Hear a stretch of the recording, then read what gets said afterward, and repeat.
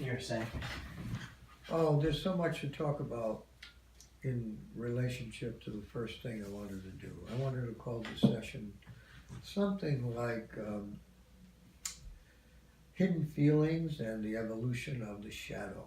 And I would like to get to that, but I was also having a discussion with you about the sense of identity. All of this comes down to identity. Right.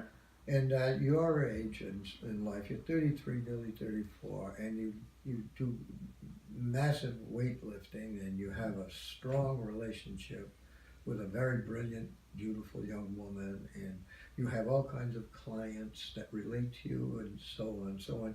And for what that does, and it's a good thing, it certainly is going to be acknowledged as a very good thing by society. It gives you a strong sense of self, self-esteem, and that there's a dark side to that I would refer to, and it's the fact that you lose sight of the greater truth, and the greater truth is that we are just blurbs of energy that exist in an ocean of energy, and we just arise and disappear, and that the reality of it is the ocean, and that your energies that are yours for now belong to something much more universal. And I think scientists would acknowledge this. We come pouring out of the matrix, which I call it the matrix, but it's the cloud. It's the subatomic world of subatomic energy. The fire, the atomic fire that spawns us. I've used different analogies, as we know. Bubbles on the ocean, we're all bubbles on the ocean. We rise and we pop. We think we're separate from the other bubbles, the ocean, but the truth is we are the ocean. We come right out, right? The greater self. And or I talk about, I used to say flames in a fire. That's how I used to see it more often. The flames arise and they fall. They come back into the what? The eternal fire. So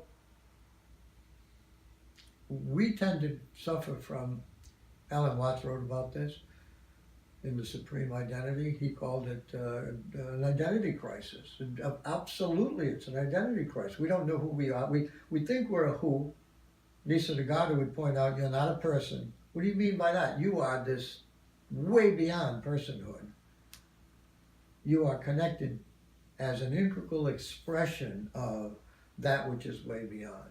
Now, the traditional religionists would say, somebody said this a couple of thousand years ago, they crucify him. Oh, wait a minute, they did that. They'd kill him in some way, they'd stone him. You're a blasphemer, you're saying that you are equal to the God. No, you're not equal to God, but you're an expression of God. You're like a word, anyway, you can go into it in different ways. But now you can get away with it for a little while. But the fact is that our temporary existence has to address that which is not temporary. And if you want to call something not temporary that will last at least 26 billion years, that's pretty decent lifetime. But even that is temporary. And it all is an expression of energy. It's just an energy. Now, there are different things that we could consider. You could talk about the Big Bang Theory, where from out of nothing came to something. Or you could talk about a different kind of death of the universe and life and death of the universe. And that would be the brain theory, B-R-A-N-E, the membrane theory, in which this universe is just a cell next to multiple other universes that surround it, and for all we know, that cell, it's surrounded by enormous number of cells. Maybe it makes up one body, maybe it looks like a person, that whole thing. But we go from one membrane into another, right, so that creation is not simply a popping out of something. It's different. We have problems understanding. We have empirical minds. We do not understand some things. We Forest cannot. for the trees. There's no way for us to understand the forest. It's too vast. Yeah, we think we understand, but we live in the particular, and it's right. With the universal you can have thought, and that universalizes, but even that can be assailed by the empiricists. We don't need to go into that. But what I would like to look at, if it's not too boring, is something that's related always to the center, always to an unfortunate aspect of self-identification, okay? So what I was going to talk about, and I would bring this up for your consideration too. Let's take a picture of a young boy, okay? This is easy. Here's a young boy, he's sensitive, he's bright, but he's brought up under very difficult circumstances. Let's say his father or his mother happened to be tyrannical and punitive, okay? And so from his early age, he's frightened. There's a fear because he's overwhelmed. Just as this little squirt here is as feisty as she is, she's frightened all the time because of her size and dependence, etc. So the kid grows up in a certain way, but he's smart enough to know, let's say he's smart enough to know that if he doesn't show his real feelings of anguish and anger, he can fare better. So he learns to control his feelings. He covers them. And how? Maybe his, let's pick on his father, it's so easy. Let's say his father's tyrannical and punitive, and when the father comes home in the evening, instead of being sullen and going into the corner because he's received punishment for some slight, he instead greets his father because he knows that makes the whole thing better. Otherwise, the father will be angry with him, that you're talking about a very inadequate parent. Very self-absorbed, narcissistic, that kind of stuff, authoritarian, and just painful, because all he can understand is his own needs, and he doesn't give a rat's ass about his kid, okay? That's way secondary. If the kid hurts him in some way, the kid is in for it. So the kid learns to play the role of being accepting, which is what this narcissist needs. And so he sees that, and that things are not so bad. But unfortunately, that style of hiding the feelings becomes what the behaviorists would call unintentional forgetting. See? Instead of saying trauma or something like that, or repression, which is more likely, they would say unintentional forgetting. And so lots and lots of material is repressed. Sorry, guys. See?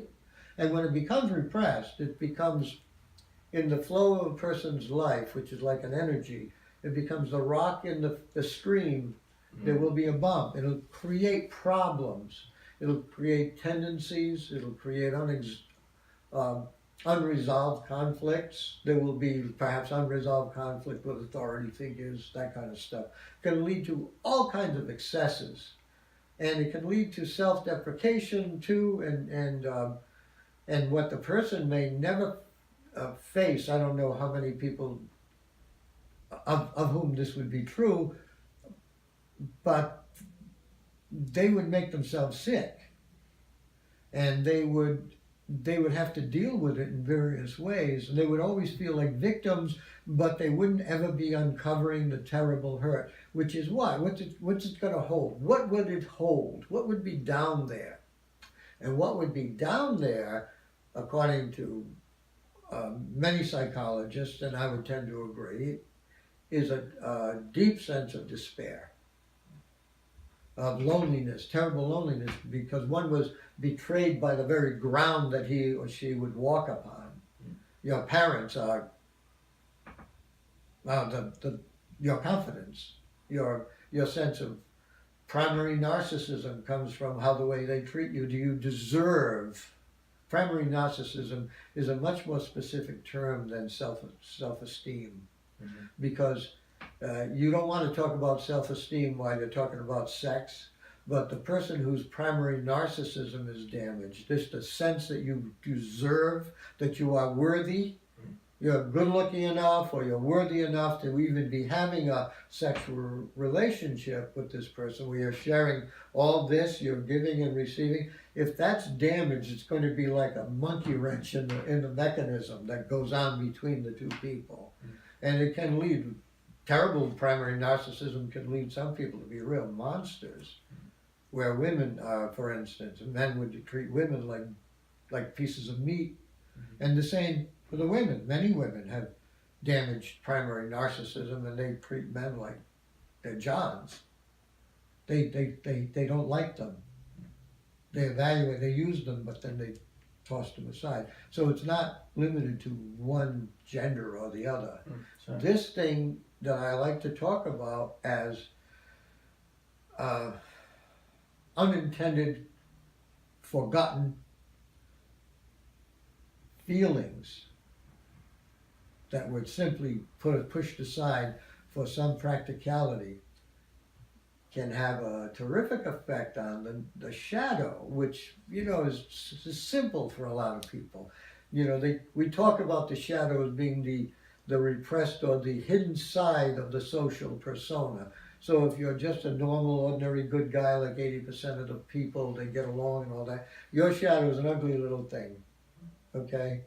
And you'd be ashamed of it if you got it got exposed, especially as a surprise, if it came out in the middle of company and your shadow exposed itself and you're seen no longer as a good guy. There's so much to this. But there's more than just that. There are aspects of the shadow. It's like tentacles or whatever you want. And they will come out in everyday circumstances. And people who, if anybody ever heard this conversation, many of them would come up with examples of their own shadow coming out in different ways. I bet they would like to contribute to that too. It'd be interesting if you could engage some of your clients or people that you know to engage in this question.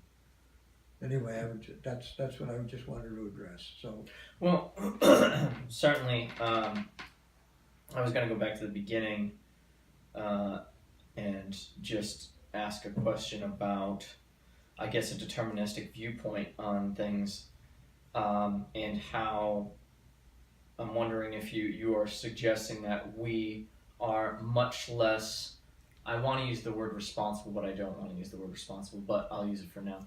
If we're much less responsible for the things that occur in our life, or the things that we presume to be influential over, it would seem that most people are in the experiencing of their life and not as much influential over the experiencing of their life.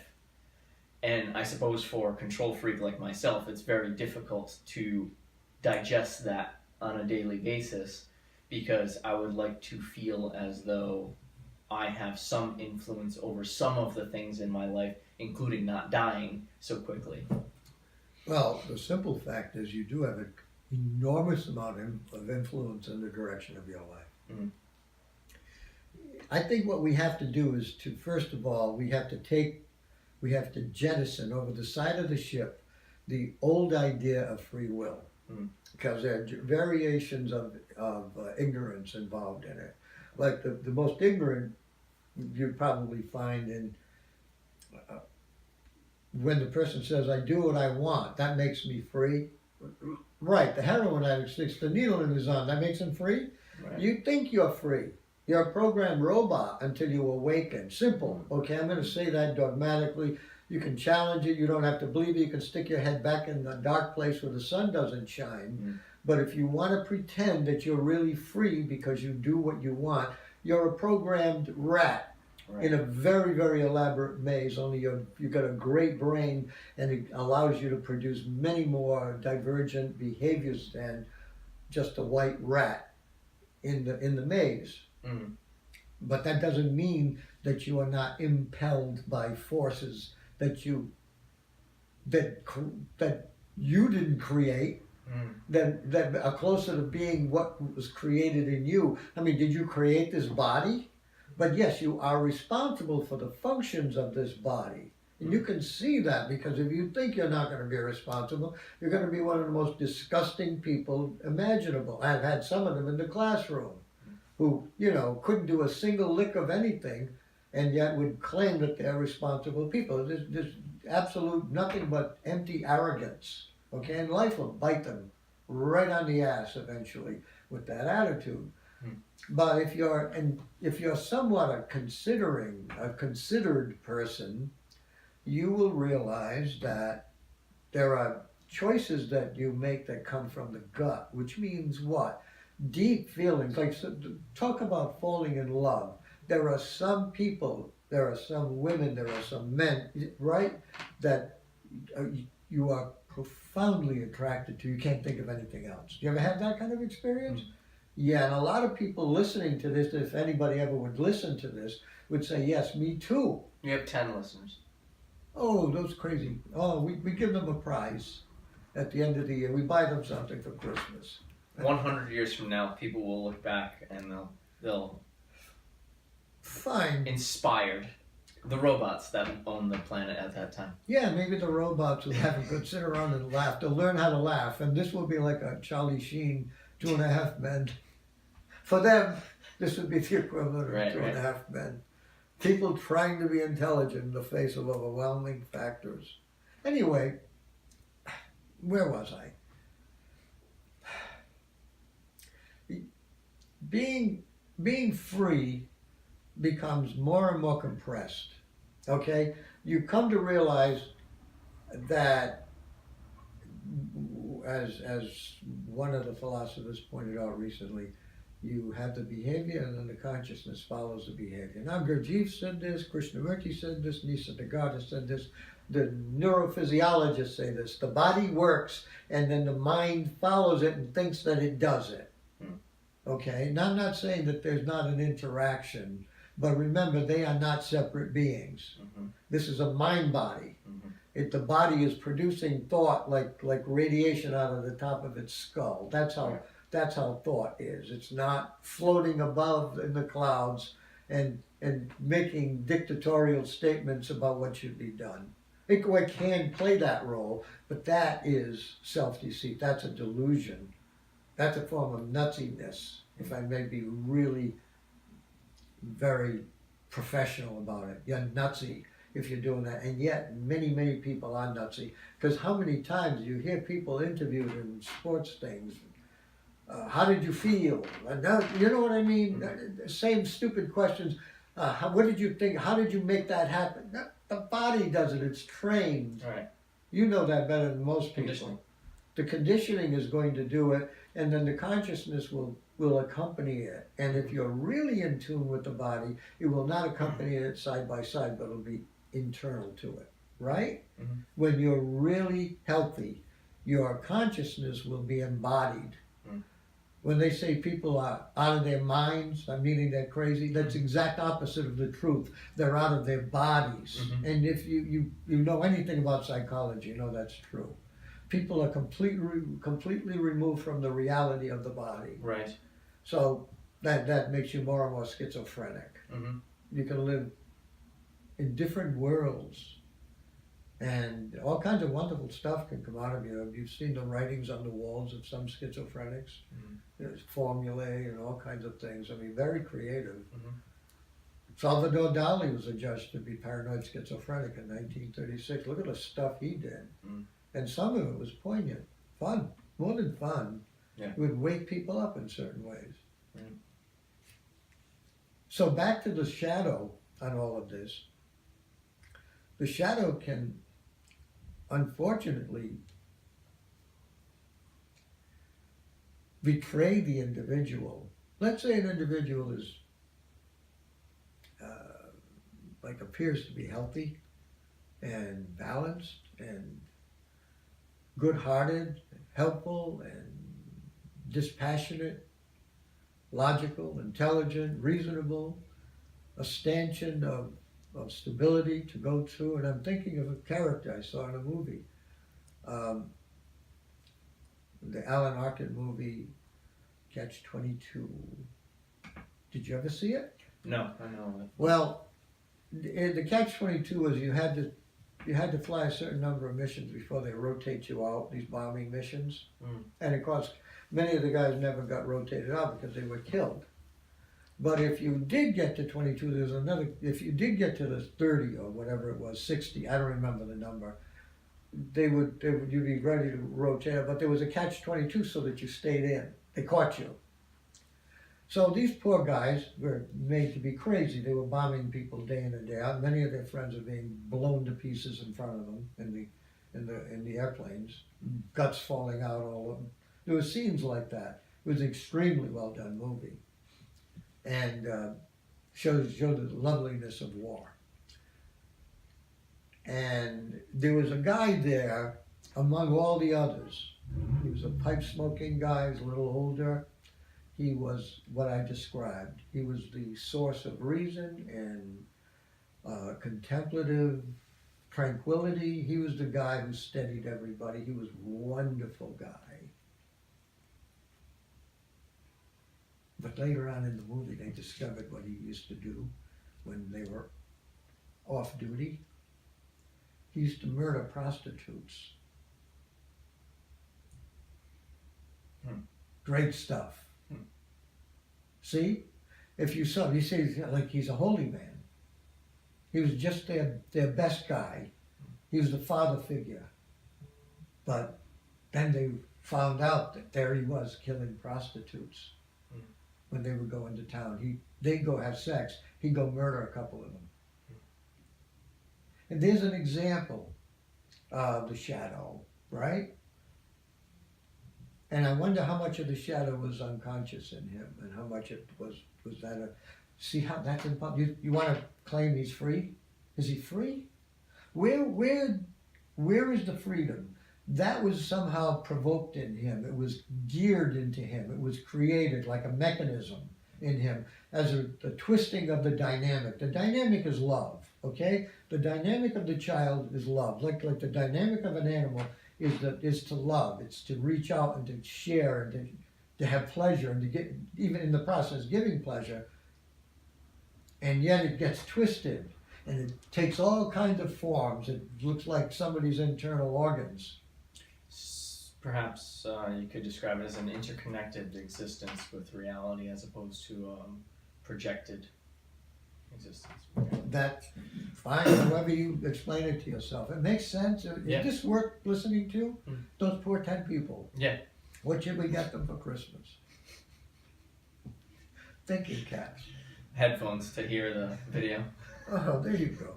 I would stop right here. I don't know what else to say. But if you want to speak. There was,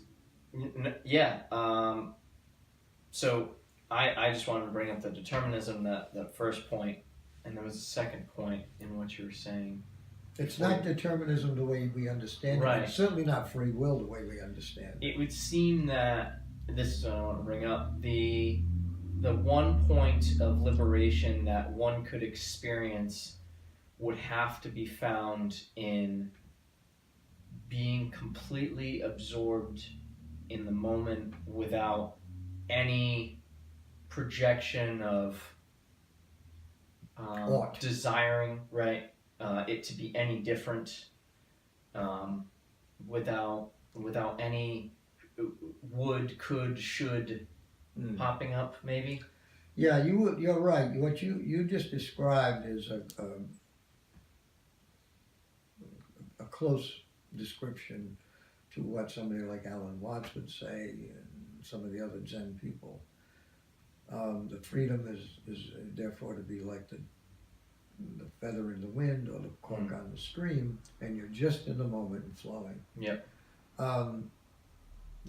No desired outcome. Yeah, Hermann Hesse took it a little bit farther. In some of his books, he made it so that you could actually commit atrocities. You could kill people and be okay with it. That would seem that you would be completely disconnected to be able to do that, though. Yeah, There's you would no way you think could so. feel. What he's doing is he was analyzed by Jung, right? Glass Beads and the Steppenwolf and all that. I've read several of his books way in the past, and it's being reconnected to the essential self that takes place. I personally think that there's a stage higher than that, and I do not agree that it's okay to do harm to other people. Right. You've heard me make that. The course. foundation of an ethical system is the harm principle, Right. and that starts with your own realization of pain. It can't possibly, in its essence, it can't possibly feel good to truly harm someone. And yet people have orgasms harming others. And I'd like to bring up a small thing about fighting and playing and the difference between them in martial arts interaction. As you've experienced in a martial arts environment, it's not so much about beating someone as it is about camaraderie. That's why I was there. Right? So, Yeah. like, at the end of the day, you can throw down with someone, you can break their nose or whatever, but you still shake hands at the end of it. There's no, you don't actually want to harm them. It's just something that can sometimes happen, unless, of course, you're fighting your own demons along the way, Well, I think which a lot of people are, and that's why they're drawn to it. Yeah. Which I think is also, there's a remedy in the poison that if they can find the stuff that they're working on in that moment, if they can truly express it in maybe like a playpen type environment without actually harming somebody else, they can maybe come to a point of understanding about themselves. That's great if it can be limited to that. Yeah. But now I'm thinking, when you say these things, sometimes I flash back to people that others could read. You could read stuff by Alan Watts on this. He would say that you will discover, you don't have to go sit and meditate.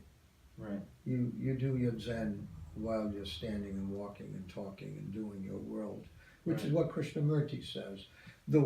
What you will find is that the world will reveal things to you about yourself, and I think the biggest problem in learning from those situations, the real learning that you're implying,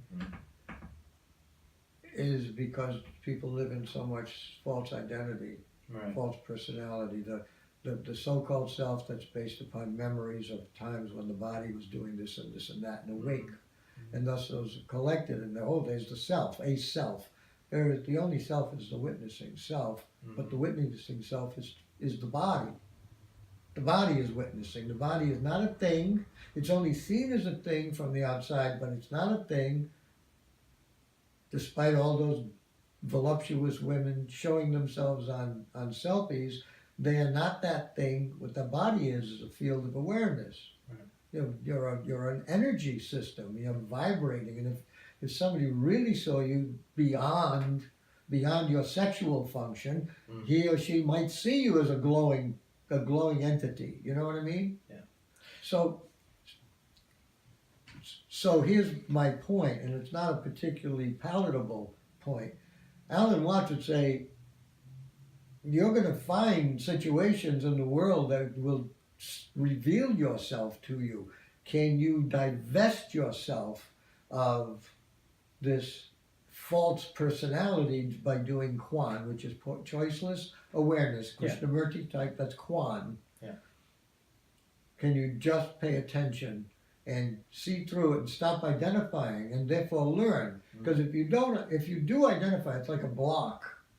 And all that you get out of it is what serves you in some way, makes you feel better or worse or whatever your agenda is that's going on inside. And that's what you got to get at, in my opinion. To get at what goes on inside, that's the agenda. And people, unfortunately, in our society, are so shallow, they don't want to have anything to do with self-investigation. They just want to have fun. They want to be. Well, and They want to be overwhelmed by such stimuli and of course, adventures. I mean, it's sold to us on a Oh, massive absolutely. scale. It's Oh, indulgences and all the stuff that the way that our entire country is run right now Oh, it's is sold on that. yeah. Instead of, you know, our country's not so ancient, so it's the entire idea was founded on business, like being able to build yourself up from nothing, as opposed to fall into line with whatever Mm-hmm. civilization system had already been proposed. And obviously, a lot of blood was spilled to make that happen, and so Yeah, especially to the indigenous. Right, people, that's which the are exact- wiped out, and they were it seems slaughtered by I'm- the millions. I'm not promoting tribalism by any means as if it's No, any you better, don't have to condemn what was done. You don't have to. but right. I mean, you know it's wrong, even though you don't have the answer to make it right. You know it's wrong. But being in Like more looking at the two political parties, you know they're both wrong. right. Well, I mean, it's just everything is just so disconnected from where we really stand in coordination with existence on the planet. So everything's existing on the planet. We treat it as if we are above everything else as opposed to a part of everything else. Right. And so it's a hierarchy. Yeah, It's pretty just bad. it's straight up. We believe that we know best. We believe we're the pinnacle of existence, and it's perpetuated. So We it's may just not- disconnected. We may come to an end. We may become Oh. extinct. We're Yeah. on the verge. There are scientists who are saying that we're on the verge. So the only way, going back to what you were talking about, the only way that I've been able myself to get truly back to some level of choiceless awareness for us, a breath of a moment, for lack of a better term, is breathing meditation that I've been doing myself. Oh yeah. So I've been following through with Wim Hof method breathing. I highly recommend it for anyone. It takes 15-20 minutes if you do 3 rounds, maybe 4 rounds if you feel really good, and then exposure to extreme cold. So even if a short-term exposure to extreme cold, you can't focus on anything else when you're getting blasted with cold. You just there's you walk into an ocean that's freezing, and I'm sure there's nothing else that you're thinking about in the moment. Or maybe you get flashes of it, and then you're right back to where you are. You get flashes of something else that extends you beyond that moment, but you feel things in that very moment. So Yeah, I've had experiences in cold water. I'm a really big sissy in the cold water. Oh no, I go out to take the dogs out to go pee in the yard. You know, it's large out there, and I put the hood up on. I got the cap on and the hood over the cap because I do not like the cold. and I'm not But it doesn't help my thought process. sure. In the moment, maybe. I think it actually can, in the long term, by clearing out projections.